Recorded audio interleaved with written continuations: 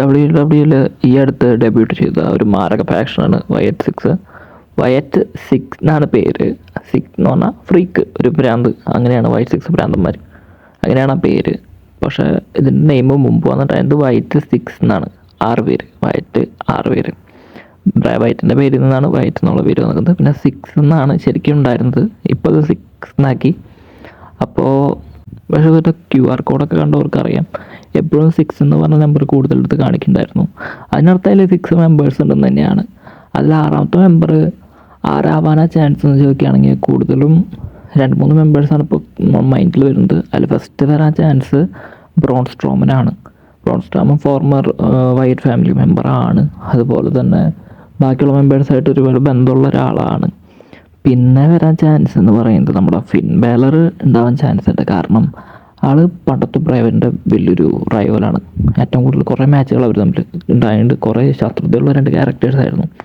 അതുകൊണ്ട് ബ്രേവൈറ്റിന് വേണ്ടിയിട്ട് fin Balor ടീമിൽ ആഡ് ചെയ്യുകയാണെങ്കിൽ അടിപൊളിയായിരിക്കും.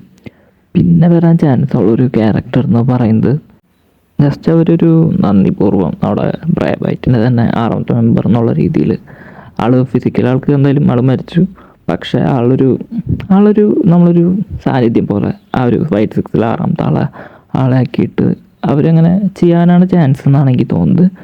ഒന്നല്ലെങ്കിൽ ബ്രോൺ സ്ട്രോമൻ, അല്ലെങ്കിൽ പിന്നെ ഫിൻ ബാലറിൻ്റെ കാര്യം എനിക്ക് വലിയ ഗ്യാരണ്ടി ഇല്ല. പിന്നെ ഒരു മെമ്പർ എന്ന് പറയുന്നത് കർട്ടിസ് ആക്സിലാണ്. അത് പണ്ടത്തെ നമ്മുടെ ബോഡാലസിൻ്റെ ഇപ്പോഴത്തെ അങ്കിൾ ഹൗഡി ആയിരിക്കുന്ന ബോഡാലസിൻ്റെ ടാഗ് ടീം പാർട്ട്ണറാണ്. അപ്പോൾ പിന്നെ മാറ്റ് ഹാർഡി ഉണ്ട്.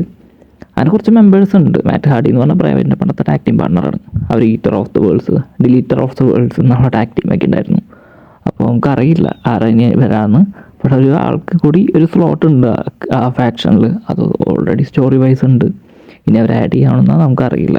ലൈക്ക് ചെയ്യുക, ചാനൽ സബ്സ്ക്രൈബ് ചെയ്യുക. ഇനി നിങ്ങൾക്ക് അടുത്ത് എന്ത് തരം വീഡിയോ വേണ്ടതെന്നുള്ളൊരു കമൻറ്റും ചെയ്യുക. Thank you.